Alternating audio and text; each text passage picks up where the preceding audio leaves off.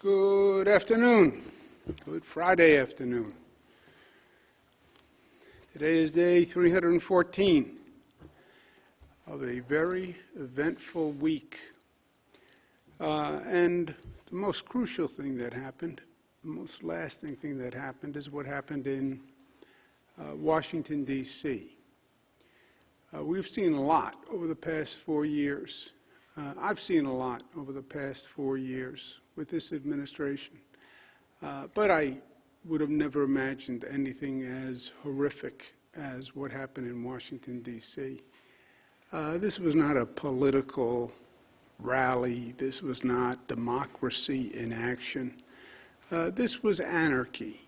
This is an explosion of hate. This is the result of a leader who, for 4 years, actually appealed to the worst in people, appealed to fear and racism and discrimination, appealed to people's fear of different people.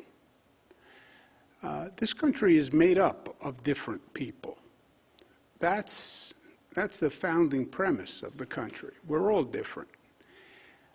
That was how we were formed. That is the American franchise. When you demonize differences, you literally tear the fabric of the nation apart. And that's what this president has done from day one. The old political strategy, divide and conquer, divide white from black, divide Jewish people from non-Jewish people, divide gay people, LGBTQ, from non-LGBTQ, divide old immigrants from new immigrants, divide, divide, divide, divide. That's what he excelled at. He marshaled hate. He marshaled fear. And that's what you saw happen in the Capitol. You look at what these people were celebrating. There was racism. There was anti-Semitism, Camp Auschwitz. How disgusting a statement. 6 million weren't enough. How repugnant and repulsive a statement. Confederate flag. This was the KKK in Charlottesville, who didn't wear a mask because they felt liberated in their hate by President Trump. It's so horrific on so many levels. I was in the federal government for 8 years at a very contentious time. I was there during the Clinton administration, Secretary of Housing and Urban Development. This was during impeachment. This was the Newt Gingrich revolution. This was a really heated political environment.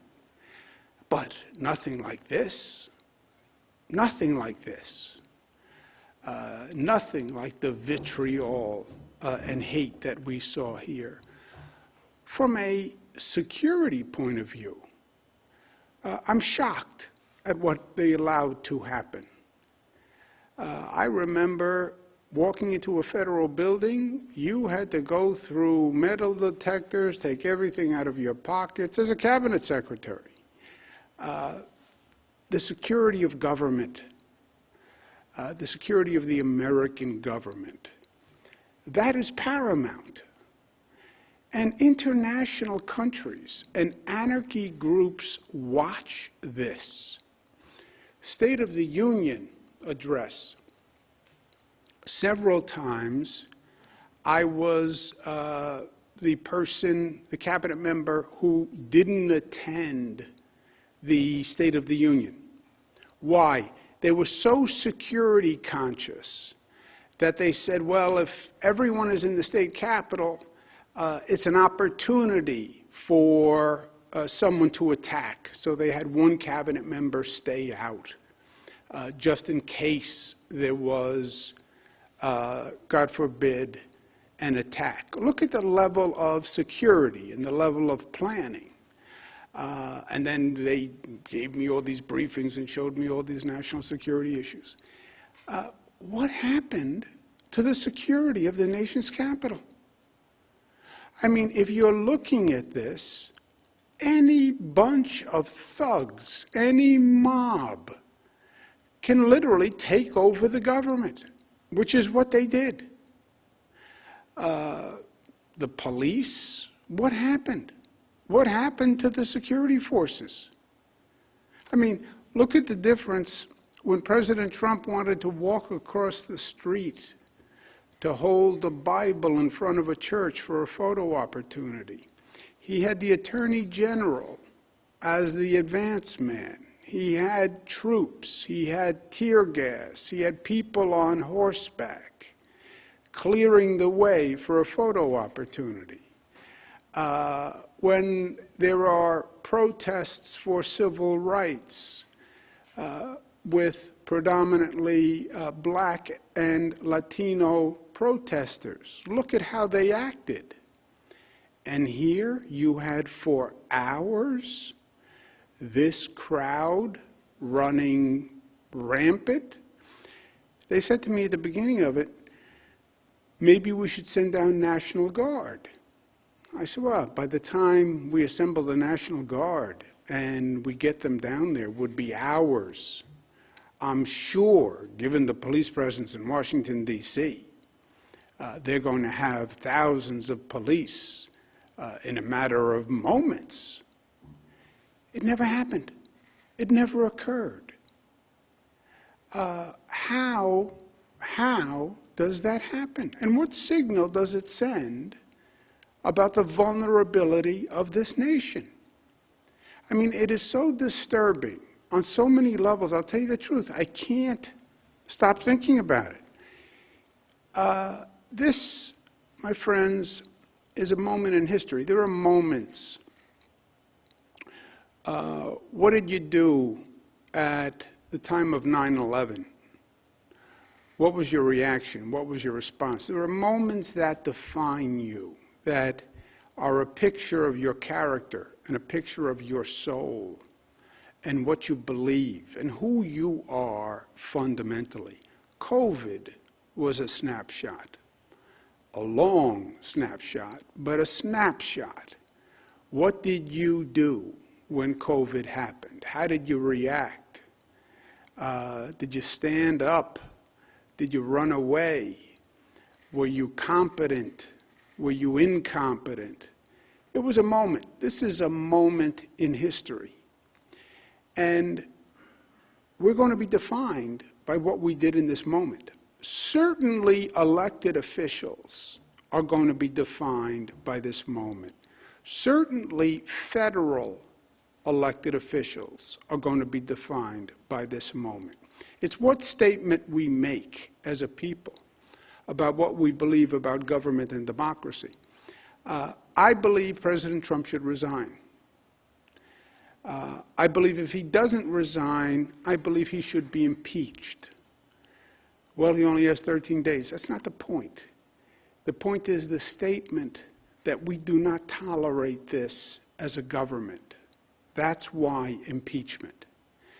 Now, impeachment will bring great anguish to the country. The last thing I want to see, and this nation needs, is another period of division, another period of hyper-political activity. But if he won't resign, I believe impeachment is appropriate. By the way, impeachment also means the president doesn't have the power to pardon.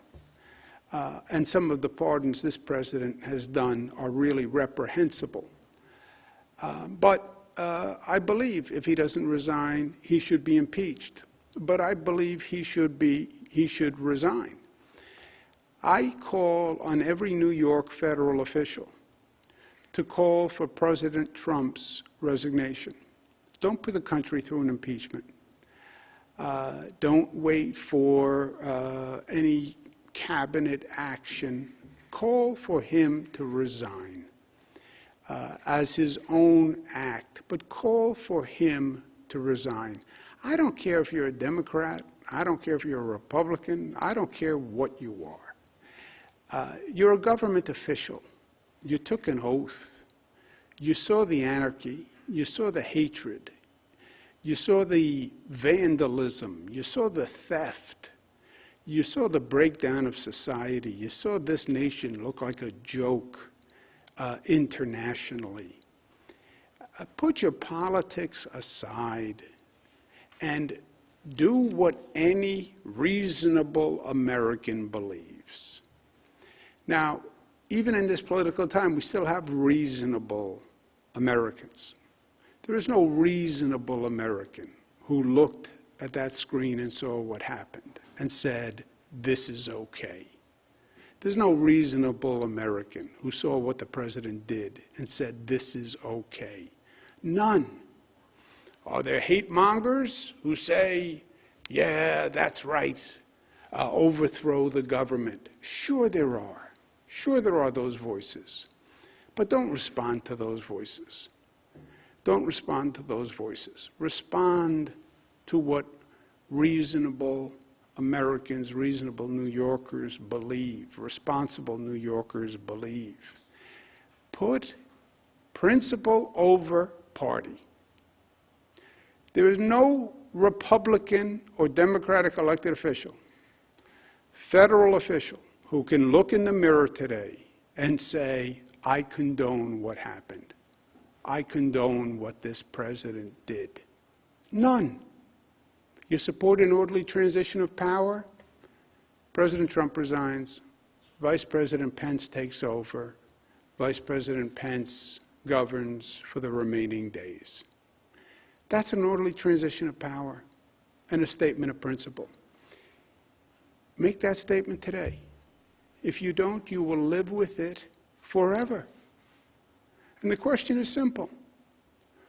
Were you with the mob, or are you with the American people? If you're a New York federal representative, are you with the mob, or are you with New Yorkers? That's what I ask you today. New Yorkers, Democrats and Republicans, they don't support mob rule. They don't support racism. They don't support anti-Semitism. They don't support discrimination. They don't support anarchy. No New Yorker does. And if they do, I don't care if you're a Republican.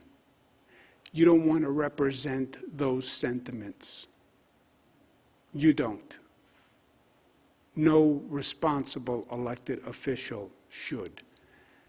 Let our congressional delegation show this country that we still have reasonable leadership and principled leadership, and say, yes, this president should resign.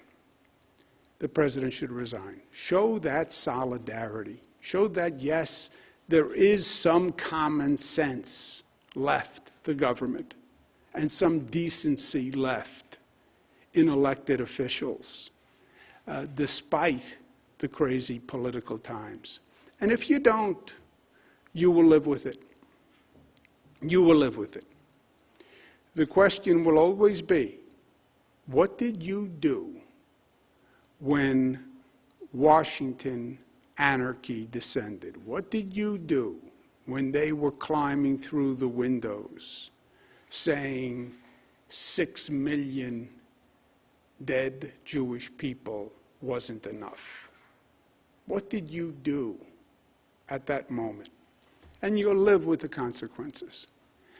The numbers today, statewide positivity without microclusters, 7.49, with microclusters, 7.7, microclusters, 8.3, 243,000 tests, which is a large number of tests, 161 deaths. We remember them in our thoughts and prayers. Statewide hospitalization up 13, discharges down 23, hospital admissions up 18, ICU plus 51, intubations plus 53. We know these numbers. We know what is happening. This was all predictive. It is all predictive. Thanksgiving, holidays, socialization, holiday spread, the number goes up. We've said that since before Thanksgiving. And we said celebrate smart, stop the spread, social gatherings, the infection rate went up. You look across the state, Finger Lakes still highest percent of people hospitalized. Positivity rate, still the Finger Lakes, Mohawk Valley, Capital Region. Still makes the point, it depends on your behavior, your belief in your community. It is community spread. How do you resolve community spread? The community acts differently. That's the simple truism here. New York City, Bronx is now spiking. Manhattan 4.4, Staten Island 7.8, Brooklyn 6.7, Queens 7.4. We are in a foot race. What's the foot race? How fast the infection rate goes up, how fast the vaccination rate goes up, and who wins. That's the whole predictive equation going forward. How fast does infection rate go up? How fast does the vaccination rate go up? I am telling you, we are in a danger zone. The infection rate is going up quickly. The faster the infection rate goes up, the faster the hospitalization rate goes up. The hospitalization rate goes up, the hospitals reach capacity. Hospitals reach capacity, economy shuts down. That is what happens. Add to that foot race a new factor, the UK strain. The UK strain is here. 1 case in New York, 2 cases in Connecticut, 1 case in Pennsylvania, 26 in California. This is one nation. People get on a plane, they travel. It's here. It's here and it's spreading. This infection rate is frightening. I've spoken to global experts, UK experts. This is the Usain Bolt of infection rates. Usain Bolt was a phenomenal sprinter, holds records. That's what the UK strain is. It took over the UK in 3 weeks. In 3 weeks. The strain is so powerful, it overtakes the original strain. So in the foot race, between the infection rate and the vaccine, you just add Usain Bolt on the side of the infection rate. On the vaccine rate, New York receives 300,000 doses per week, okay, from the federal government. That's the entire dosage amount that we receive. You have to vaccinate 70 to 90% to achieve herd immunity. We have 20 million people. That means we have to do 14 million vaccinations at the low level of the herd immunity, 70%. That's 14 million. How long does it take you to do 14 million vaccines? If you get them in the arms, as soon as you get them, if you're getting 300,000 per week, 47 weeks. 47 weeks. You know what that means? We lose the foot race. That means hospitals are overwhelmed. We don't win that race. Hospitals, we will close when you're 21 days of 15% capacity. You see the hospital capacity reducing across the state. We've done everything we can to increase capacity. Adding 50% hospital beds, we're balancing patient load, we're finding additional staff. So we've increased capacity, and we're still climbing. If the hospital capacity continues to climb, we are going to close regions. And you can see where we are. We're 22% in the capital region. North Country's doing better for demographic reasons. But 21 days from 15%, we close. Why? Because we then have 21 days to try to come up with alternative accommodations for hospitals, and hopefully 21 days of a closed economy will slow the spread somewhat. It won't slow the spread entirely. This is not like the spring, because this spread is more in social gatherings. And many of the economies are partially closed. But that is what we are looking at. Do I have a crystal ball? No. But it's math. It's math. And you can extrapolate out the numbers. And look around. It's happening everywhere. You're seeing hospital systems overwhelmed. UK closed, Germany closed, Italy closed, California. The hospitals have been overwhelmed. Hospitals get overwhelmed. You call an ambulance. The ambulance doesn't come because the ambulance has no place to take you. That's how frightening this situation is and how serious it is. Well, how do you slow it? There's only two options. You slow the spread, slow down Usain Bolt, or you increase the vaccine supply. We can't increase the vaccine supply. We don't control the vaccine supply. It's all done federally, and then we get a proportionate amount. What we get, we have to get into people's arms. We started with Group 1A, which are the nurses, the doctors, the hospital staff. Why? I said yesterday, a silly analogy, which I'm prone to do. In the airplane, they say, when the oxygen mask drops down, put it on your face first before your child's face. Why? Because you're no good to your child if you're dead. That's why, to be blunt. We need the hospital staff safe. First, if they're infected, they won't show up to work. That reduces the hospital capacity. Second, if they're infected and they don't know it, they are then super spreaders. So put the mask on the hospital workers first. Keep that hospital capacity open. And the hospital capacity right now is most limited by staff shortages. We've increased the number of beds. We have a staff shortage. And we have nurses who are getting sick. That's why 1A is healthcare workers. And by the way, that is universal across the country. Universal. Federal guidance, state guidance, anyone who has a head on their shoulders. Do the healthcare workers first. Healthcare workers are called Group 1A. They are all now eligible. There are 2.1 million healthcare workers in the state of New York. They are all eligible. Where do they live? This is where they live regionally. And again, it's basically a breakdown of the population in the state. But they're all throughout the state in concentrations of population. We know who they are, we know where they live, we know where they work. The percentage that has been vaccinated to date, and this is the problem, North Country has done 37% of the healthcare workers.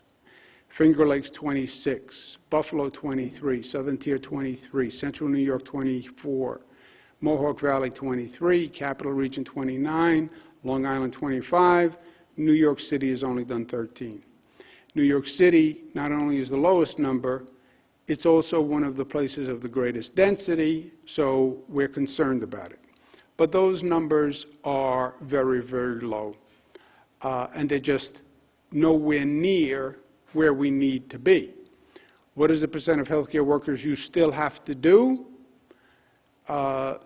The inverse number, 63, 74, 75, New York City, 87% of the healthcare workers still have to be done. Well, not all healthcare workers will take the vaccine. That's right. Not all New Yorkers will take the vaccine, but we have to get to 70 to 90%. If you don't get to 70 to 90%, you don't have herd immunity, the vaccine doesn't work. The healthcare workers have to be a minimum of 70. All the expectations were they would be much higher than 70 because you can't have the general population below 70. And the healthcare workers are the most informed. Now, doctors overwhelmingly are taking the vaccination. Nurses are somewhere between 85 to 70%, depending on where you are, what the facility is. But the minimum we can have from the healthcare workers is 70%. We hope to get that number up to 80% because you are going to have drop-off with other groups in the population. For the healthcare population, 1A, 2.1 million total, 479,000 have been vaccinated. That's 23%. That is not 70%. We have 430,000 unused doses. We need 1 million additional doses just to take care of the healthcare workers. The plan was to use the hospitals to distribute to the healthcare workers. Why? Because they're healthcare workers, and they're in hospitals. That's why. And use the hospitals to do the healthcare workers, because 1A is all healthcare workers. That's why we use the hospitals to do as the primary source of distribution. The hospitals were slow. Week 1, they did 33,000 vaccinations. Week 2, they did 102,000. Week 3, they did 148,000. And they said they were ramping up, they were ramping up, they were ramping up. I understand, but they're ramping up too slowly. This past Monday, I said to them, you have until Friday to ramp up, use it or lose it. This week, they did 195,000, which is more than they've ever done, and that's week 4 to date. We haven't finished week 4. So this week will be over 200,000, which is significant progress. I was direct with the hospitals, and they have responded plus or minus. You have some hospitals that have done a great job, and they're at 100% of the allocation. You have some hospitals that are not doing a great job. Why? Because there's levels of competence in these organizations. It's not that everyone doesn't want to do it, everyone wants to do it. But this is reality and this is life. If you have 200 institutions, you're going to have a range of competence in those institutions. That's a fact of life. If you have 200 barber shops, you're going to have a range of competence. If you have 200 plumbing companies, you're going to have a range of competence. And the most competent, most efficient hospitals are up near 100%, and the less competent administrations are lower. The hospitals have increased. I thank them for their efforts, but it's still not enough. So we're going to accelerate the distribution. And what we're going to do is add new distribution networks to supplement the hospitals. Again, the thought with the hospitals were that's where the healthcare workers work. That's where the healthcare workers are comfortable. But we're not pleased with the rate of distribution, so we're going to supplement the hospitals with additional networks. We're now recruiting and organizing thousands of new providers. The larger distribution network will include private doctor networks, what's called FQHCs, county health departments, ambulatory centers, this is the urgent care, city MD, et cetera, and the pharmacy network. There are 5,000 pharmacies in the state of New York. Pharmacies distribute the flu vaccine. They do this. They know how to do this. We have 1,200 pharmacies that are already committed and will be ramping up next week. And we'll continue to use the hospitals also. But we're going to bring in a much larger distribution network to do this. 500 pharmacies will come online next week, and we'll have hundreds of additional distributors coming on next week. On Monday, they will begin accepting reservations for vaccinations. I'll discuss in a moment. This is a very large group of people, and it can't just be show up at the pharmacy. It's going to be much the way it was with COVID testing. Go to a website, find out the location nearest you, make a reservation, and that will happen on Monday. The network will distribute to 1A and 1B. The new providers must prioritize their health care staff. Why? The same reason 1A is a priority. We don't want a nurse who is COVID positive treating 100 patients a day. Healthcare workers can be super spreaders. So the new providers, pharmacists, vaccinators, etc., get your people vaccinated first. Hospitals continue to prioritize the unvaccinated 1A. Because, again, we have to get those healthcare workers up to at least 70%. So keep them as a priority. The large union groups that have the ability, I'm asking them to attempt to organize their own administration of the vaccine. Many of the police departments I've spoken with, they have EMS, they have EMT, they have medical offices. They can administer literally their own vaccine. Fire departments, the same thing. They have EMS, they have EMT. Many county health departments can administer for their police, volunteer fire, etc. So whenever we can get a large group to have an alternative distribution, that's good because it relieves pressure on the remaining distribution network. Transit workers we're speaking with, if you have a provider network that you work with, which many large unions do, then let that network do the vaccinations, teachers union, etc. So wherever possible, we want to get those distribution mechanisms segregated. The local health department, in those cases, will give the police, the fire, the teachers, correction officers an allocation on a weekly basis. And then, to the extent they can take care of themselves, fine. If they can't, fine, we'll take care of them in the larger network.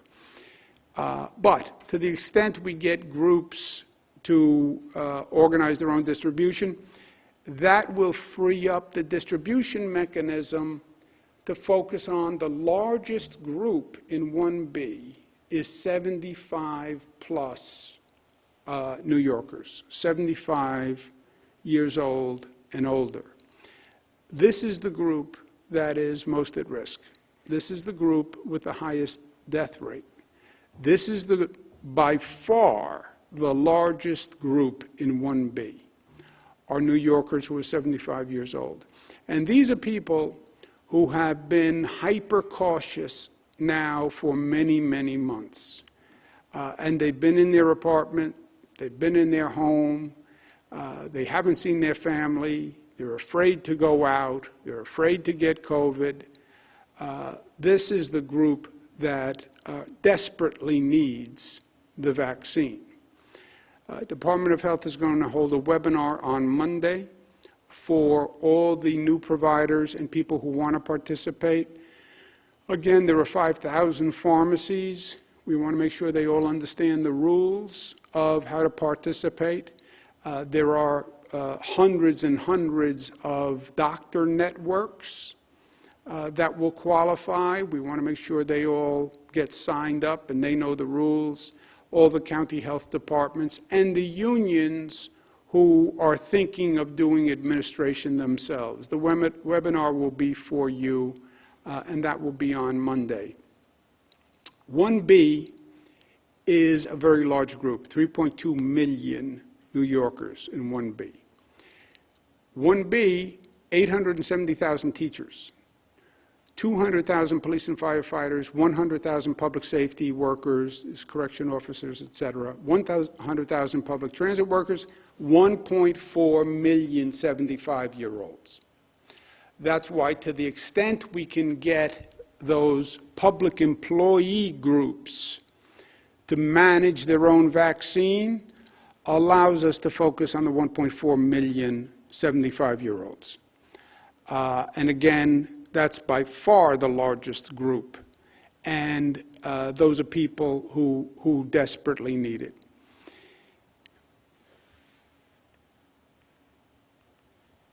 Where are the 1B population? They're spread across the state, again, by population centers. The state will allocate vaccines to the distribution network proportionate to the group and the region. In other words, the United States government distributes the vaccine dosages by population. New York gets its relative population to the rest of the nation. I worked very hard to make sure there was no politics in the distribution. Federal government doesn't always love New York. I worked very hard to make sure we got our fair, proportionate population percentage, and we do. That is the way that I am going to distribute the vaccine, purely on the numbers by the percentage. And that is the way we will distribute the vaccine locally. Police officers, firefighters, whatever the percent you represent of 1B will be the percent that is allocated to your group. All treated fairly and proportionately by group and by region. Capital Region, Western New York, New York City, Long Island, it's all numerically proportionate to where that population exists. Within that region, the police get what the police represent, the firefighters get what the firefighters represent by percentage, and the 75 plus get what they represent by numbers. So, for example, 75-year-olds and older are 1.4 million. That's 45% of the 1B population. Whatever we get, we'll distribute regionally by percentage, and 45% of that will go to 75-year-olds. For example, Capital District is has 5.9% of the 75-year-olds. They get 5.9% of the portion for the weekly allocation. All groups will be treated equally and fairly. And if there's willful fraud, they will be disqualified. I spoke to a number of local officials over the past few days. One of them said, you know, I'm a former police officer. I believe police officers should go first.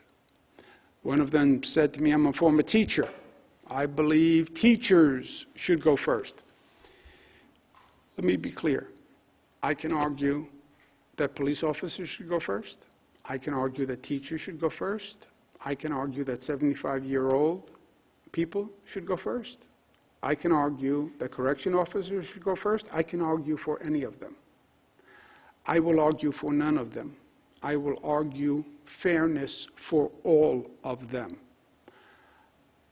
No local official has discretion to prioritize one group over another. No provider, no pharmacy, no doctor's office can decide they want to give vaccines to firefighters over doctors. This is a crisis. Everyone needs it. We're going to do it fairly. We're going to do it fairly. This is a valuable commodity. I understand there'll be fraud. I understand there'll be theft. I'm telling you, we are going to monitor it carefully. Also during 1B, the state will mandate social equity distribution by local health departments. Public housing, houses of worship, low-income tracts. State will mandate. State doesn't like to mandate. Oh, state has mandates. They're telling us what to do. I'm very reluctant to mandate. In this case, I'm not reluctant. This has to be done with social equity and social justice in mind. Blacks died at twice the rate of whites. Latinos died at 1.5 times the rate of whites. The infection rate was higher in poor communities. The COVID testing was lower in poor communities. We're not going to decide in this state who lives and dies by race or income. That is not going to happen. If we just use the pharmacies and the doctors' networks, the healthcare deserts that have fewer pharmacies, fewer doctors' offices, less access to health care, are going to be once again at the bottom of the line. That's not going to happen. I said from day one, and I believe the nation should have done this, but New York will do it. We're going to make sure it's done fairly. And we'll have special efforts, and I understand we'll require special efforts to get it into those communities. But that is a state mandate, and the state will itself implement social equity programs. To the hospitals, I say continue vaccinating. If it was up to me, I would have the hospitals open 24 hours, 7 days a week. If I ran the hospital, that's what I would do. The numbers are low. You have many, many healthcare workers who are clamoring for the vaccine. I would say 24 hours, 7 days a week. Get the numbers up. But my 2 cents is they should all stay open. I'm signing an executive order that is going to make additional staff eligible to do vaccinations. So hospitals, this new network, will have more people who they can hire. In addition to the thousands of distributors we're bringing online, DOH is going to set up mass distribution sites over the next several weeks. We're going to, for example, we're going to use the Javits Center, which is going to open next Wednesday, where we will just do mass distribution sites, and we can do thousands of vaccines. Now, and I want to make sure we all understand this, because I guarantee you this is the song we're going to hear for the next several months. Our distribution network will far outpace our supply. Our supply is the problem. Here's the reality, dose of reality. It's a good line. To finish 1A, we need 1 million doses. 1B, we need 3.2 million doses. Put 1A and 1B together, you need 4.2 million doses. We get 300,000 doses per week. At this rate, it will take us 14 weeks to do 1A and 1B. 14 weeks. 14 weeks is an eternity of time. But it will take 14 weeks to do 1A and 1B.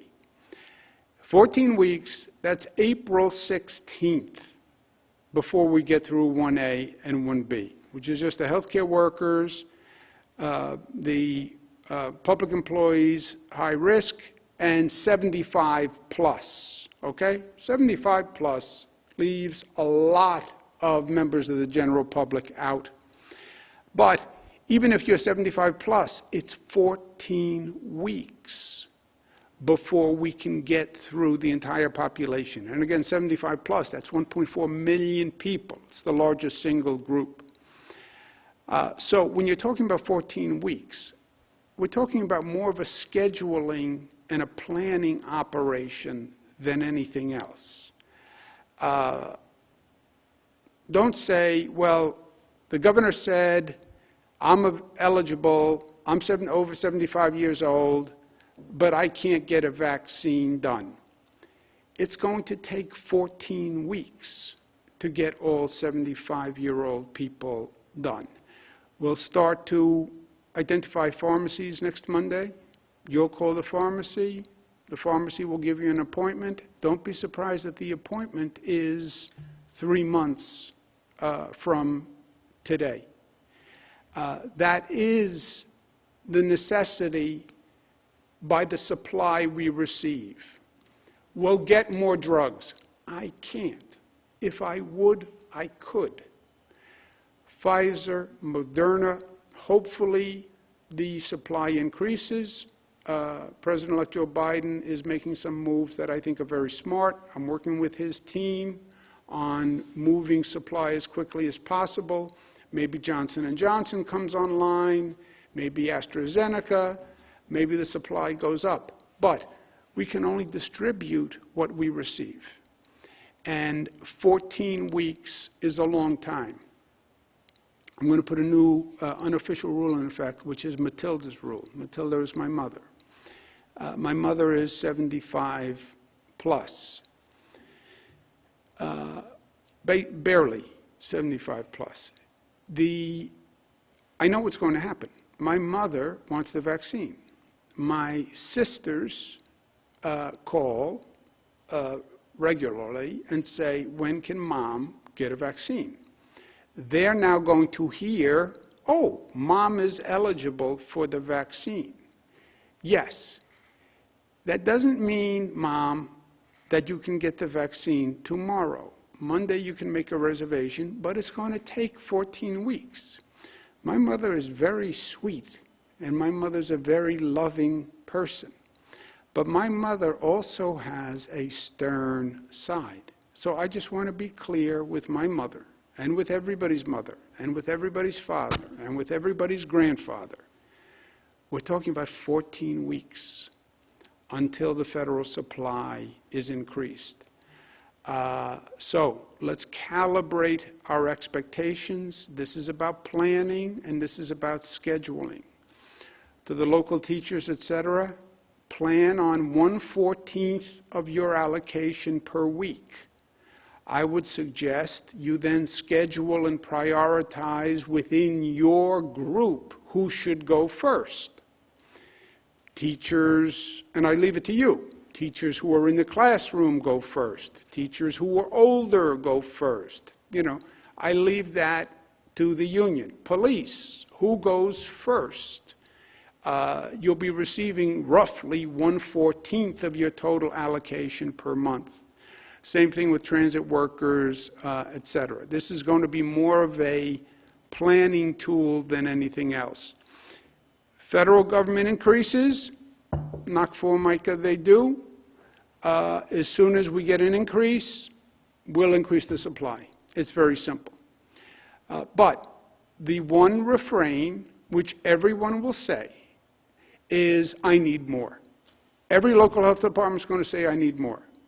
Every police department needs more. Every 75 plus needs more.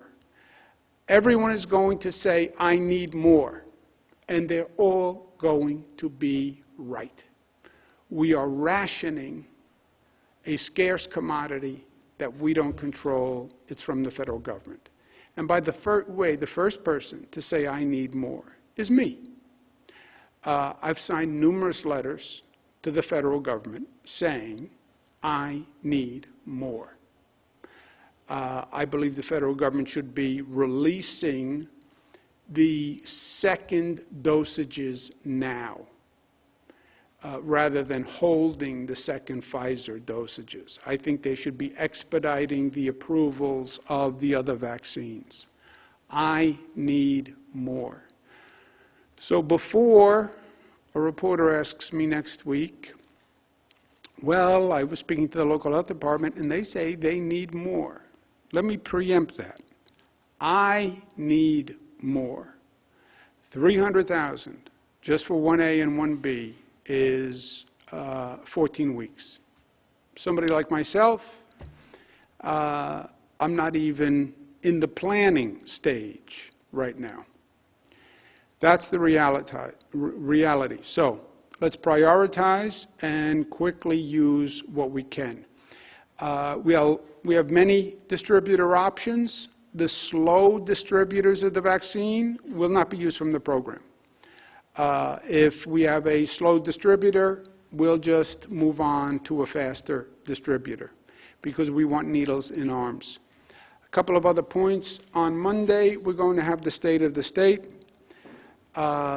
This is going to be a different State of the State than past States of the State because these are different times. It's going to be a much more specific, action-oriented State of the State, fewer global abstract policy proposals, and more specific initiatives, because that's what we have to do. We have to deal with this COVID today, deal with the vaccines, and then post-COVID reality.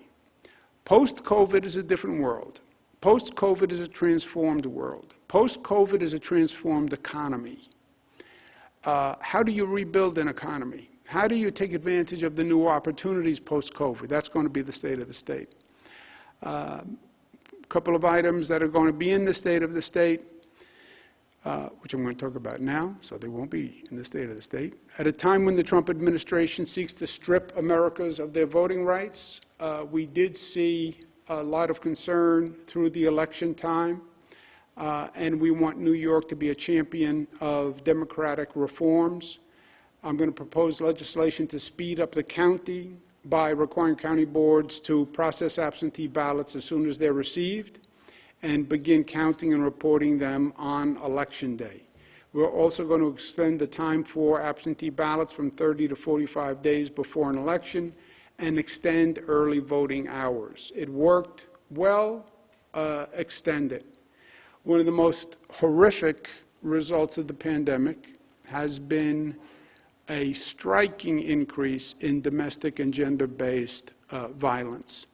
I'm going to propose a new office to address just this, but also authorize the courts to make abusers pay damages, including housing and moving costs related to domestic violence. I ran a not-for-profit called HELP. I worked with many victims of domestic violence. I can't tell you how many times I heard, I couldn't leave the house because I had no place to go. I couldn't leave the house because if I went to my family's house, he would follow me, and my family didn't want that trouble. Too many people stay in the house because they don't have an alternative. That has to stop, and it will stop in the state of New York. We also want to create a new crime, which is a misdemeanor for domestic violence people who buy guns. Right now there is a loophole in the law. We want to close that. If you're an abuser, you should not be allowed to buy a gun in the state of New York. We also have to do more on eviction protections for tenants. We've made great strides in New York, but we need to do more. We have to advance legislation, and I will, that places a statewide moratorium on commercial evictions until May 1. You have a lot of small businesses that can't pay the rent and are getting evicted.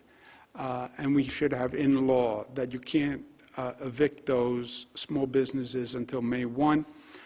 Also, I'm proposing a law that says no penalties for late or missed rent payments during the pandemic through May 1. In other words, when a tenant gets a bill for back rent, it can't then have all these penalties and late fees and charges that make payment of the past rent even more onerous.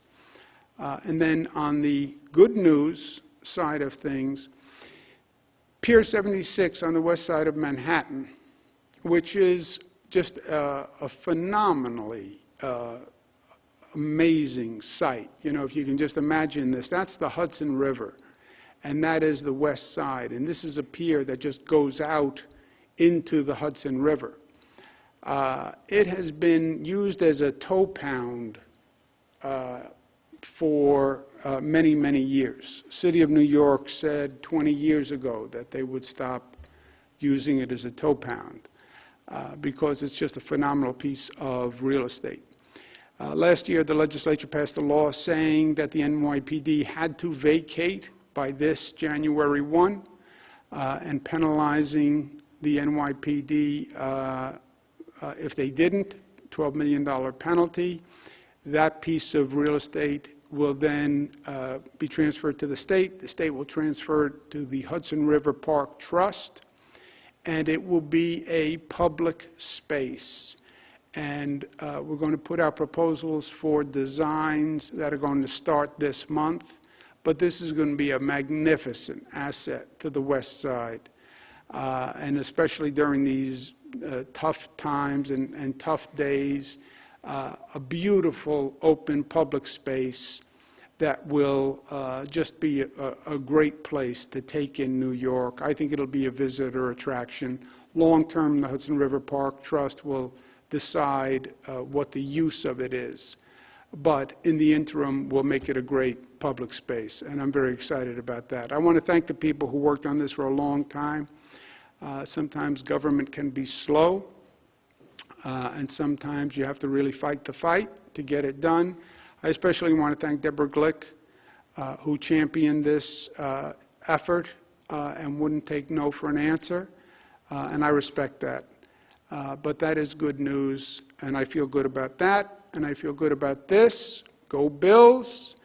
I have to work on my State of the State tomorrow because with the new Washington alignment and the new Senate, it changes my State of the State. So I can't go. I wanted to go. I was planning to go. I can't go. I said I would give my ticket to a nurse as a token of all the appreciation we have for our frontline heroes. And I asked ECMC to ask the nurses, Erie County Medical Campus, to ask the nurses at ECMC who did the nurses in the center believe deserved that ticket. And the nurses picked Brianna Brandon, and Brianna is bringing her mother to the game. So congratulations, have fun. I wish I were there, but in some ways I'm even happier that you're going to be there instead of me, because we love you and we love what you did and we love what you represent, and we want to show you this respect and this gratitude. Go Bills. Questions? Thank you, Governor. If you would like to ask a question, please use the raise hand function at the bottom of your window. We'll take a brief moment to compile the Q&A roster.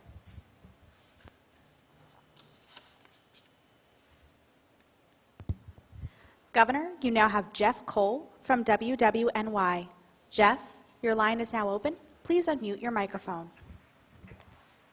Good afternoon, Governor. How are you? How are we doing, Jeff? Okay, going back to the beginning of your comments here today, in addition to your message to New York's federal representatives, Senator Gillibrand puts blame on President Trump and also told us in an interview yesterday that Congresswoman Elise Stefanik is complicit in what President Trump has done to this country. Do you agree, sir, that the Congresswoman is complicit in what has happened in our nation's capital? Well, we'll make it simple, Jeff. I asked them. I asked the federal representatives today if they're complicit. And I'll tell you, it's a yes or a no. And the question is, if you don't support who he is and what he did and what happened, ask him to resign. And if you don't ask him to resign, you're complicit. It's that simple. You know, complicit, what does complicit mean? And you know, politicians, they're very good at mincing words, right? I like to be more direct. Are you complicit I don't know. What do you mean by complicit? Do you believe the president should resign? I do. I believe he should resign. If he doesn't resign, I believe he should be impeached. I believe impeachment will be bad for the country. So I believe he should resign. Congresswoman Stefanik, do you believe he should resign? Yes or no? Congressman Meeks, do you believe he should resign? Yes or no? That's how I pose the question. If they say, I don't think you should resign, yeah, then you're complicit, you're part of it, you condoned it, you're with the mob.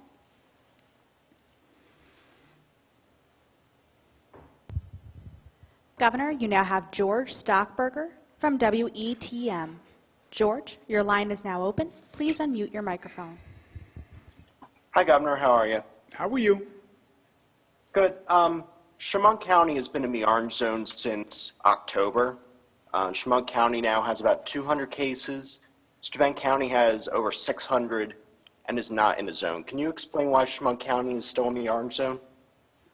I cannot off the top of my head, but I will get you the answer after this call, and if Peter or Jamie will make sure you get a call back. I don't know the numbers off the top of my head for the counties, though. I'm sorry.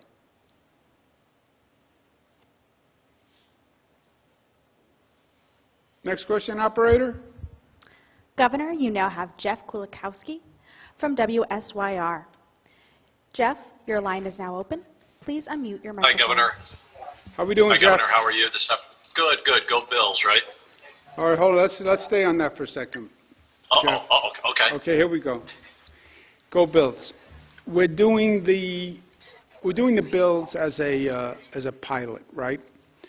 And I'm going to talk about this in the State of the State. But testing people before an activity, if you test negative, then you can go into the Bills game. But if you test negative, you could go into a restaurant. If you test negative, you could go into a theater. If you test negative, you could go into a commercial office building, right? We start with the Bills, 7,000 people. Oh, you can't test 7,000 people. All right, let's see if we can. Anyway, we have tested 7,000 people going into the Bills game. I just got the numbers. Of the 7,000 tests, which, by the way, worked great, it was a drive-through for most people, about 5 minutes a car. You didn't get out of the car. You took your test. You went right through.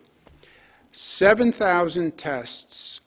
What do you think the positivity rate was on the 7,000 tests? Go ahead. I'll give you an over or under. What do you think, Jeff, was the positivity rate? It's an unfair question. I'm going to say below 1%. What would you say? Below 1%. 1.9%. Very close. But that is remarkably low. Remarkably low as a random test. I don't know what it says. Maybe it's self-selecting with Bill Finance, but it's a 1.9% positivity, and we already did 7,000 tests before the game. Okay, but that wasn't your question. What was your question? Well, I know we're not there yet, but the Syracuse Mayor Ben Walsh, with the support of the Onondaga County Executive, have written you to ask for the city of Syracuse to be taken out of an orange zone and instead put the entire county into a yellow zone. Is that something you would consider, so that there are still some restrictions, but it does give some of those restaurants in the orange zone an opportunity to at least have a few people and keep the people that are going from the city literally over a geographic line into restaurants that fall in no zone? Yeah, that is the problem with the whole zone concept. It's geographic, and people drive outside the zone. I have a great deal of respect for the mayor, and I have a great deal of respect for the county executive. We've done a lot of good things together, and they're good colleagues. As soon as I get the letter, I will look at it, and I will talk to them. Thank you, Jeff. Next question, operator. Governor, you now have Morgan McKay from Spectrum News. Morgan, your line is now open. Please unmute your microphone. How are you, Morgan? You have to speak up a little bit. Thank you. So I was wondering, exactly when will vaccines start for phase 1B? I know you're saying that they can start scheduling next week, but I'm wondering exactly when that will start. And also just with President-elect Joe Biden saying that he could possibly start releasing more vaccines once he becomes in office, just kind of your thoughts there as well. Okay. The 1A, 1B, on Monday, you can start to schedule appointments. Pharmacies will start coming online some Monday, more on Wednesday. We'll start opening the providers. We're going to have thousands of providers coming online next week. Monday basically is when the registration website will open to make an appointment. We're talking about 4 million people, right? And even though there are thousands of centers, you don't want to have 4 million people descending on any center, and we want to do it by reservation. So on Monday, we will open up a website that will tell you, here are the pharmacies in your area, here are the doctor networks in your area, here's the mass distribution site in your area, call your Walgreens on Main Street and make an appointment. That's on Monday for 1A, 1B. To the extent, hold it, second point. The Walgreens, the distribution sites that are open, they need to first prioritize their own healthcare workers, because we don't want a COVID-positive pharmacist. We don't want a COVID-positive nurse who then does 50 vaccines in a day and then infects 50 people, right? So they will be doing their healthcare workers first. But on Monday, 1A, 1B will basically be able to make a reservation. Some doctors' networks and pharmacists and mass vaccination sites may say, come in Wednesday, come in Thursday, come in Friday. It depends. Hospitals, we still want to continue prioritizing the healthcare workers. The healthcare workers are far from done. And I am deluged with calls from healthcare workers saying their hospital hasn't made the vaccine available. So I'm asking the hospitals, if I had the power, I would order them to stay open 7 days a week, 24 hours a day. I'll tell you the truth. But the hospitals have to continue to focus on the healthcare workers. On Monday, 1A and 1B will be open for the entire network, primarily by appointments. Hospitals can open 1A, 1B, but prioritize healthcare workers. Because, as I said, this is all about keeping the hospitals open. And I'm tired of people talking about we honor our frontline heroes, the nurses and the doctors. That's nice. Rhetoric is nice. Cards are nice. They want vaccines. And you want them vaccinated, because you don't want to go before a nurse to get a vaccine who's COVID positive. And you don't want to see a hospital closed down because they can't get nurses because the nurses are sick, especially in this situation. So hospitals are part of the network. They prioritize healthcare workers, but they can also do 1B. Pharmacies are part of the network. They're going to be ultimately 5,000 pharmacies, but we want them to do their healthcare workers first, so they're not spreading the infection. Doctors' offices, same thing. Do your nurses, do your doctors first. and community-based centers, same thing. Vaccinate your healthcare workers so you're not spreading. As I said ad nauseum, the universe of 1A, 1B is 4 million people. At 300,000 dosages per week, that takes 14 weeks. Calibrate that, please, because that means a police union doesn't get enough vaccination for 14 weeks. A teacher's school district does not get enough vaccination for 14 weeks. 75-year-olds will not be able to get a vaccine up to 14 weeks. And the disconnect is going to be, the governor said, Monday I could call for a reservation. Yes, but it's going to be 14 weeks, which is an incredible amount of time. I use my mother as an example. I'm telling you the conversation I'm going to have with my mother. She's going to say, I called for an appointment, and they said they don't have an opening for 3 months. And she's not going to be happy with me. And I'm going to say, yeah, but I told you that. And the conversation will go downhill from there. Please calibrate that. We are dependent on the supply. I work closely with the Biden administration. They are working on accelerating the supply. That is great news. And the more we get, the more we transfer. And the more we transfer, then the faster that would be. So if we go from 300 to 400, it goes from 14 weeks to 10 weeks, or whatever the math is. But it's pure math as far as we're concerned. And as fast as the feds can regulate it, the better. I want to double down on the caution that the providers must follow the rules. You cannot show favoritism one group to the other.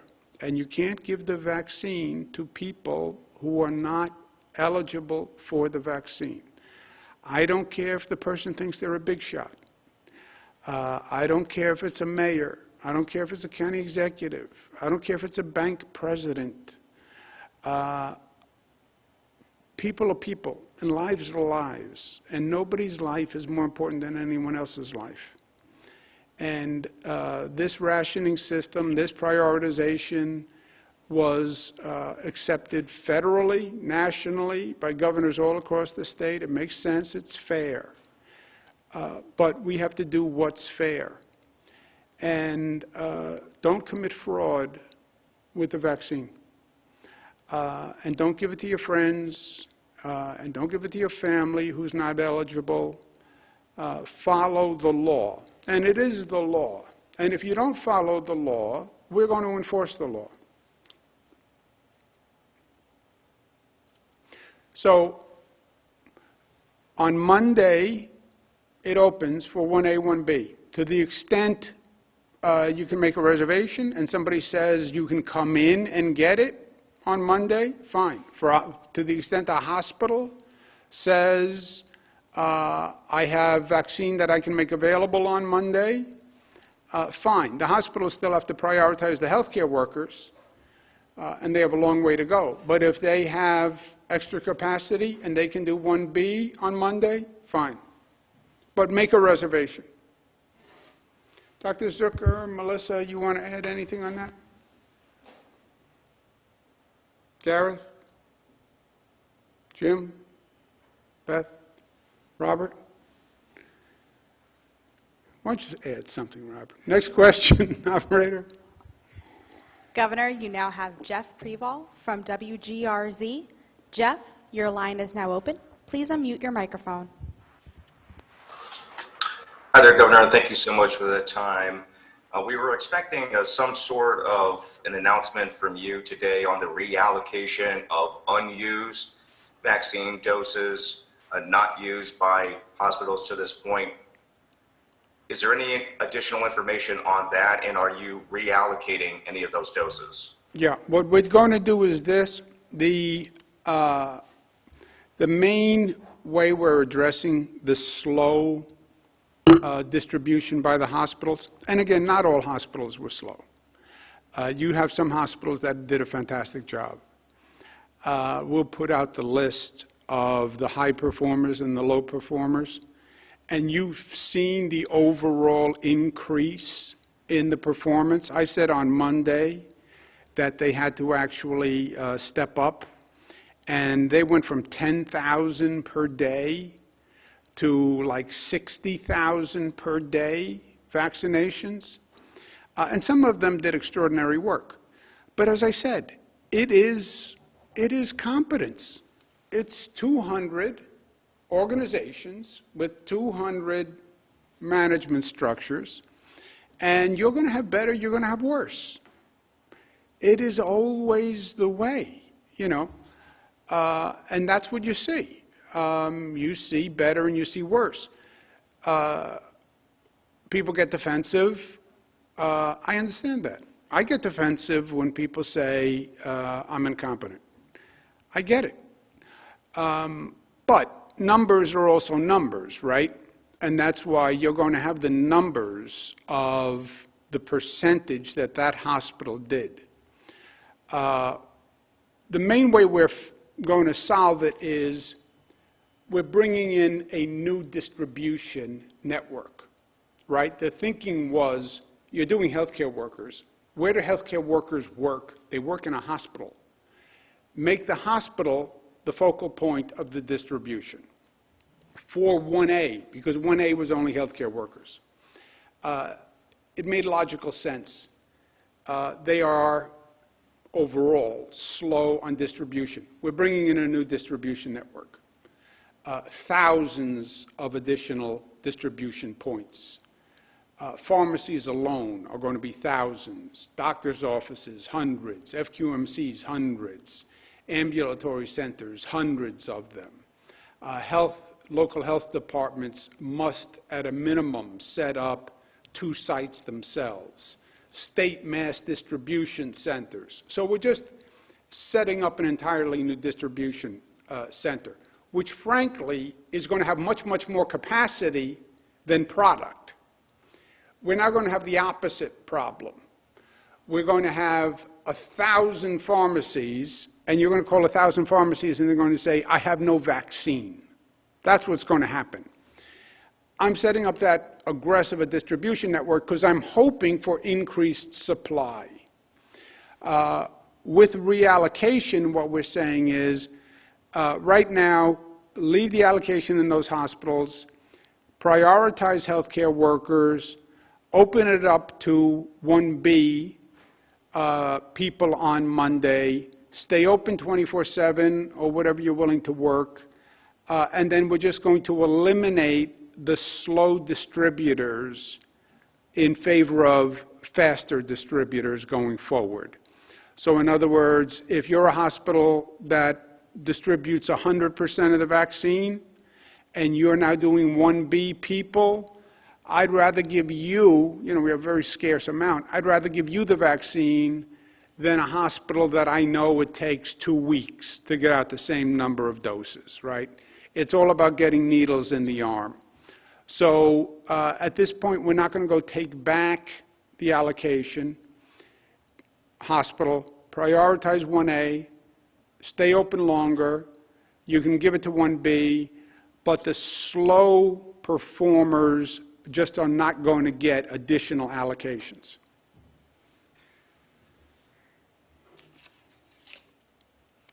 Anyone have anything to add? Next question, operator. Governor, you now have Keisha Kluge from Bloomberg. Keisha, your line is now open. Please unmute your microphone. Hi, Governor. Just was curious, 2 questions. First, do you have the total number of people vaccinated in the state? And will you be releasing some sort of website that has those numbers daily so we're not asking you every day? And then also, On the vaccinations with 1B, can you elaborate on how that process would work in terms of making sure that healthcare workers are prioritized? Yeah. The 2 points.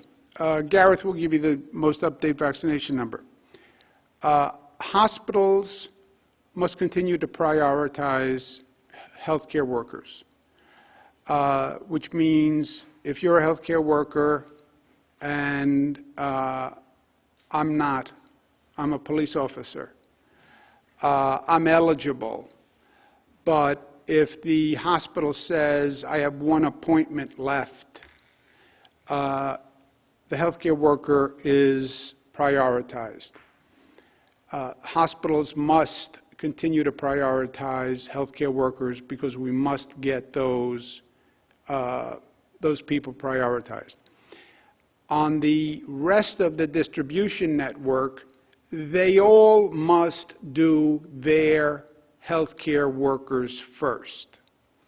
So you have healthcare workers in the hospital, they have a priority, and then you have healthcare workers in all these other sites. Many of those sites are going to become distribution centers. All those providers have to do their healthcare workers first. Ambulatory center, doctor's office, you have to do your nurses and everybody first. Pharmacy, you have to do your pharmacy staff first. So everybody has to do their own health care staff first. And it's prioritized through the entire distribution network. Again, for the hospitals, we want to make sure we don't run out of hospital capacity. On the distribution network, pharmacies, et cetera, we don't want infected vaccine workers giving out viruses. We don't want them coming in contact with the people. Do you have the number? Yes, we've done 479,000 doses so far. That includes 400,000 with the New York State sites, the hospital programs, urgent care clinics, et cetera, and 79,000 through the federal long-term care facility nursing home program so far. The one point I didn't mention is the nursing homes will be finished by the end of next week. Is that right? That is a great accomplishment. So the nursing homes will be finished by the end of next week. Healthcare workers, between the acceleration in the hospitals and the private healthcare network doing their own healthcare workers, will increase that, and then we'll open 1B. But again, caution, caution, caution, because the supply is a major problem. We are going to wind up having, I will predict for you, 2 predictions. One, we'll wind up having 3,000 distribution points in a couple of weeks, but none of them will have nearly enough vaccines. Police, fire, et cetera, they're going to get 1/14 of the allocation per week. And everybody's going to say they don't have enough. Again, when the supply does develop, we'll have the distribution center. And I'd rather have the distribution system up now so that if and when the supply increases, we can handle it. But my first prediction is everybody's going to say, I need more. My mother is going to say, I don't want to wait 3 months for an appointment. That's what she's going to say. And she's going to be unhappy. And she's going to think that she should go first because she is 75 plus, and she's going to be unhappy. And that's going to be the way it is. Second prediction, bills win. Bills win.